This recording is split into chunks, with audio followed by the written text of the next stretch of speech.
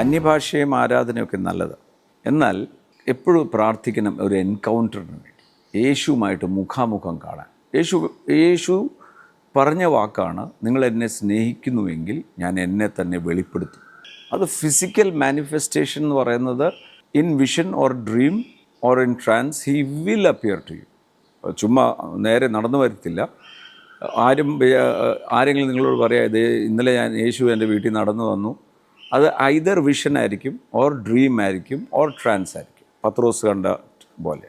പക്ഷേ ആ എൻകൗണ്ടർ, കർത്താവുമായിട്ട് ആ എൻകൗണ്ടർ എന്ന് പറയുന്നത് നമ്മുടെ ഉള്ളിൻ്റെ ഉള്ളിൽ ഒരു വലിയ പാടെന്നാണോ അതിൻ്റെ മലയാളം റൈറ്റ് വേർഡ് എന്ന് എനിക്കറിയത്തില്ല, ഒരു ഇമ്പാക്റ്റ് വിട്ടേച്ചു, ഒരു ഇമ്പാക്റ്റ്, ആ ഇംപ്രിൻറ്റ് വിട്ടേച്ചു. അതുകൊണ്ടുള്ള ഗുണം ഒരു വൈകാരിക ഇളക്കത്തിലോട്ടല്ല കൊണ്ടുപോകുന്നത്. ഹീ ഈസ് റിയൽ, ജീവനോടുണ്ടെന്നുള്ള ഉറപ്പ്. വെറും ഒരു കയ്യടിയോ അന്യഭാഷ കൊണ്ടോ, അന്യഭാഷ എന്ന് പറഞ്ഞാൽ പരിശുദ്ധാത്മാവിൻ്റെ കൃപാവരമാണ്.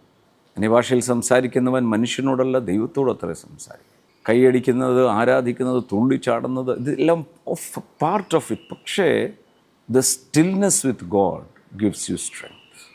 ദൈവവുമായിട്ട് വ്യക്തിപരമായ സമയം ചെലവഴിക്കുന്ന നിമിഷം.